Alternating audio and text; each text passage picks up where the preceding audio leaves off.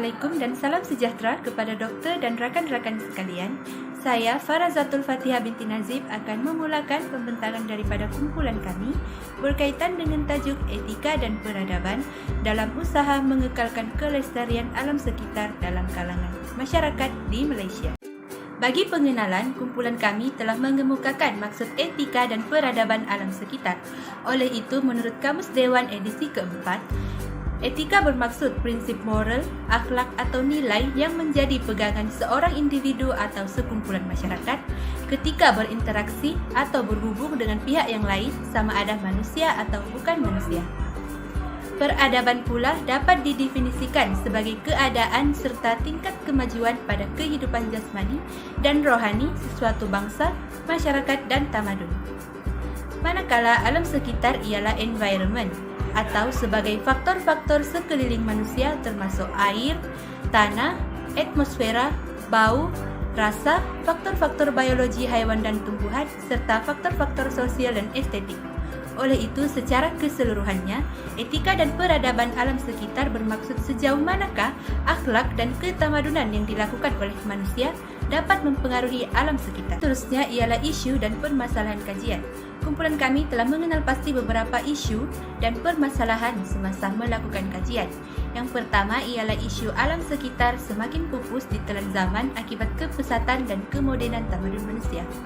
Hal ini dikatakan demikian kerana pertumbuhan penduduk yang semakin meningkat telah menuntut kepada pembangunan sains dan teknologi. Dan yang kedua ialah sikap masyarakat yang tidak bertanggungjawab telah membawa kepada kesan negatif alam sekitar sekaligus mempengaruhi kualiti hidup manusia.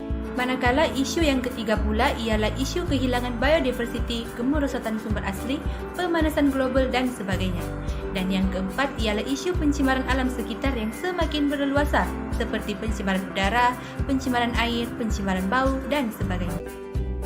Kumpulan kami telah memilih 3 objektif utama, iaitu menghuraikan konsep etika dan peradaban alam sekitar di Malaysia, mengenal pasti cabaran bagi menerapkan etika dan peradaban terhadap penjagaan alam sekitar dalam kalangan masyarakat, dan yang terakhir menjelaskan kepentingan menjaga etika dan peradaban terhadap alam sekitar dalam kalangan masyarakat. Itu sahaja daripada saya. Saya menyerahkan pembentangan ini kepada saudari Abda Atifah untuk menjelaskan berkaitan dengan pembentangan selanjutnya. Assalamualaikum dan salam sejahtera. Nama saya Abda Atifah binti Hamdan. Seterusnya saya akan sambung kepada bahagian skop kajian. Kajian ini memfokuskan kepada isu alam sekitar yang berlaku di Malaysia. Kajian ini tertumpu pada mereka yang berumur 18 tahun dan ke atas, yang terdiri daripada orang awam dan juga pelajar universiti. Kajian ini menjerumus kepada konsep etika dan peradaban terhadap alam sekitar, cabaran bagi menerapkan peradaban alam sekitar, serta kepentingan etika dan peradaban dalam kalangan masyarakat. Kami juga telah melakukan rujukan di Universiti Sains Malaysia di Perpustakaan Hamzah Sendut untuk mendapatkan sumber tambahan mengenai kajian kami. Pertama adalah penyelidikan perpustakaan. Di perpustakaan, kami mengumpulkan maklumat dan menganalisis bahan-bahan yang bercetak. Yang kedua adalah mengakses internet. Kami mengumpulkan maklumat dengan melayari laman sesawang mengenai kajian kami. Ketiga adalah kaedah soal selidik. Kami menggunakan Google Form untuk mendapatkan pandangan dalam kalangan rakyat Malaysia yang terdiri daripada orang awam dan juga pelajar IPT. Untuk bahagian proses kajian, pada 19 April 2021, kami telah melakukan perjumpaan kali pertama dengan penyelia bagi pemilihan tajuk. Pada 20 April 2021, kami mula mencari bahan-bahan di Perpustakaan Hamzah Sendut QSM untuk memudahkan kajian kami dalam mendapatkan maklumat tambahan. Pada 3 Mei 2021, kami melakukan perjumpaan kali kedua dengan penyelia untuk membentangkan hasil proses kajian kami. Ketua kumpulan telah menghantar proposal akhir kepada penyelia. Pada 10 Mei 2021, pembahagian tugasan dimulakan seperti penyediaan Google Form, slide pembentangan dan juga video pembentangan. Pada hari tersebut juga kami telah menyebarkan Google Form kepada orang awam. Pada 24 Mei 2021, kami melakukan perjumpaan kali ketiga dengan penyelia berkaitan dengan perkembangan tugasan kami. Pada 27 Mei 2021, setiap ahli kumpulan melakukan tugasan infografik dan slide pembentangan. Ketua kumpulan mengajukan bahagian-bahagian untuk pembentangan kepada setiap ahli. Pada 29 Mei 2021, infografik dan slide pembentangan tersebut telah disiapkan. Video pembentangan juga telah digabungkan dan disiapkan. Pada 4 Jun 2021, penghantaran tugasan seperti infografik, slide pembentangan dan pautan video pembentangan kepada penyelia. Terima kasih kepada rakan pembentang. Assalamualaikum dan salam sejahtera kepada doktor dan rakan-rakan sekalian. Hari ini saya akan membentangkan tentang analisis dapatan kajian bagi objektif yang pertama, iaitu menghuraikan konsep etika dan peradaban alam sekitar di Malaysia. Berikut merupakan cartapai bagi objektif yang pertama. Pemahaman tentang konsep etika dan peradaban alam sekitar dalam kalangan responden dapat diketahui apabila seramai 48 orang bersamaan 78.7% daripada 61 orang yang menyatakan bahawa mereka mengetahui maksud etika dan peradaban alam sekitar. Seterusnya, seramai 11 orang responden bersamaan 18% pula memilih mungkin. Hal ini bermaksud mereka keliru sama ada mengetahui ataupun tidak mengetahui maksud sebenar apakah itu etika dan peradaban alam sekitar. Akhir sekali, seramai 2 orang responden bersamaan 3.3% tidak mengetahui maksud etika dan peradaban alam sekitar. Hal ini bermaksud mereka tidak mengetahui etika, adab dan akhlak sebagai manusia terhadap alam sekitar. Sekian itu sahaja daripada saya. Seterusnya saya mempersilakan rakan pembentang saya, Saudari Rahima. Terima kasih saya ucapkan kepada Saudara Muhammad Fikri. Saya Rahima binti Baklas akan meneruskan pembentangan berkaitan analisis dapatan kajian bagi objektif kedua. Berdasarkan dapatan kajian kedua, terdapat dalam menerapkan etika dan peradaban terhadap alam sekitar telah disenaraikan agar dapat memudahkan pihak responden membuat pemilihan dan penilaian. Antaranya ialah kurang kesedaran masyarakat, kurang pendekatan dalam pendidikan, kemajuan teknologi, kos pengurusan alam sekitar yang tinggi, kelemahan sistem politik dan kurang amalan penggunaan produk hijau. Dapatan kajian memaparkan bahawa kebanyakan pihak responden memilih sangat setuju terhadap ke-6 cabaran tersebut. Pilihan bagi sangat setuju telah mendapat peratus yang tertinggi walaupun terdapat sebilangan kecil yang memilih tidak pasti dan tidak setuju. Perkara ini dapat dilihat berdasarkan graf bar yang telah dipaparkan. Contohnya, kurang kesedaran dalam kalangan masyarakat merupakan salah satu cabaran yang tertinggi dipersetujui oleh pihak responden.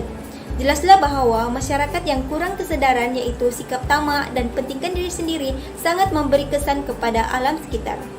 Oleh itu, ke-6 cabaran ini perlu diberi perhatian dengan mengambil tindakan awal agar etika dan peradaban dalam kalangan generasi hari ini dapat dikekalkan dan tidak hilang ditelan oleh arus kemodenan yang semakin membimbangkan.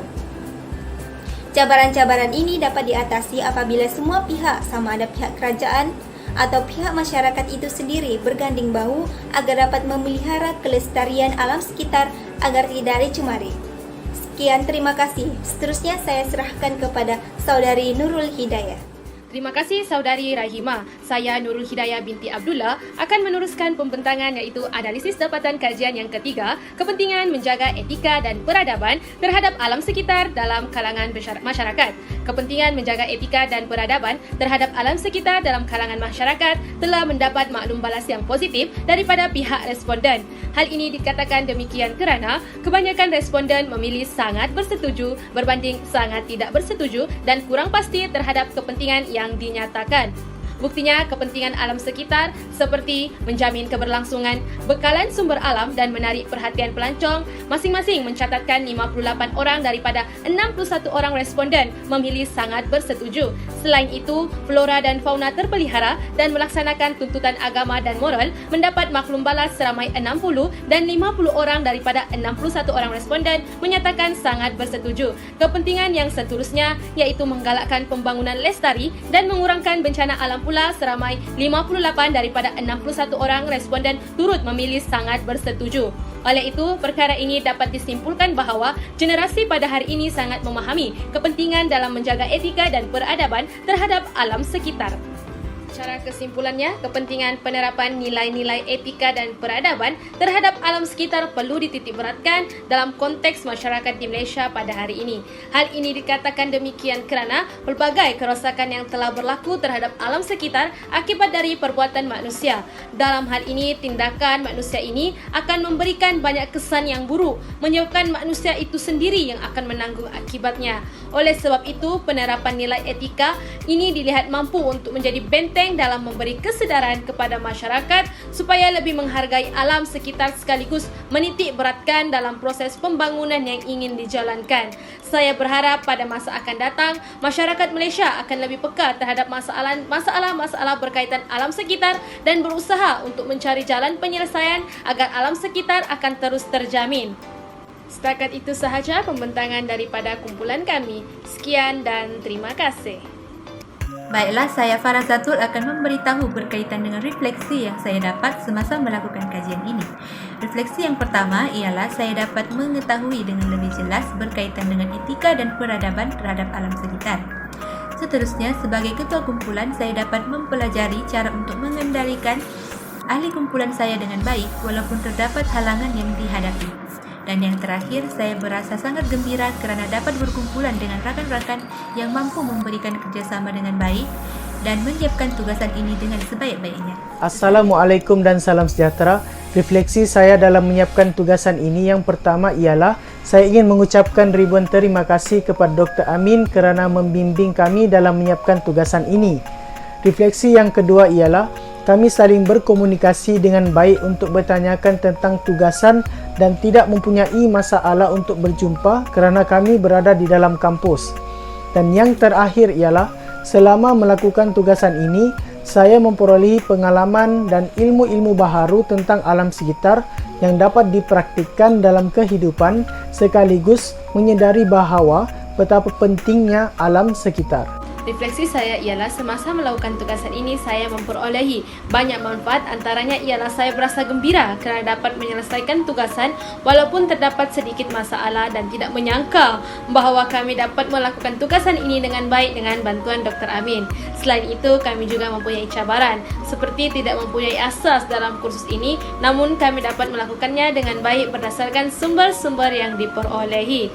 Seterusnya, saya juga belajar untuk mengkaji sesuatu isu di negara sendiri seperti isu alam sekitar walaupun hanya menjalankan kajian secara atas talian disebabkan oleh pandemik COVID-19. Akhir kata, saya berpuas hati dengan tugasan yang kami lakukan.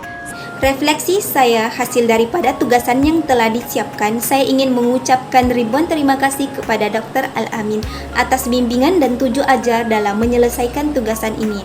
Tidak lupa juga kepada ahli kumpulan saya kerana telah memberi kerjasama. Tanpa mereka, maka tugasan ini tidak akan siap dengan jayanya. Hubungan yang baik telah terjalin serta persefahaman sehingga memudahkan kami menyiapkan tugasan ini. Melalui tugasan ini juga, saya telah mengenal pasti bahawa konsep, kepentingan, cabaran, etika dan peradaban terhadap alam sekitar telah pun difahami dan diketahui oleh masyarakat kita pada hari ini berdasarkan hasil tinjauan yang telah dilakukan. Saya juga telah memperolehi pengetahuan dan ilmu baharu berkaitan etika dan peradaban terhadap alam sekitar melalui bahan-bahan yang telah dirujuk. Malahan saya juga menghadapi beberapa cabaran iaitu terpaksa membuat tinjauan secara atas talian disebabkan oleh isu pandemik COVID-19 yang menghalang kami untuk membuat kajian lapangan. Refleksi saya ialah melalui kajian ini kami dapat bertukar pandangan dengan ahli kumpulan lain sehingga menimbulkan perbincangan yang aktif disebabkan idea-idea yang dilontarkan. Selain itu, kami juga belajar membuat infografik serta menganalisis data berdasarkan Google Form. Bukan itu sahaja, kami juga memperoleh pengetahuan tentang aspek-aspek yang berkaitan dengan etika dan peradaban terhadap alam sekitar, contohnya dari segi konsep, cabaran dan juga kepentingan bagi mengekalkan kelestarian alam sekitar.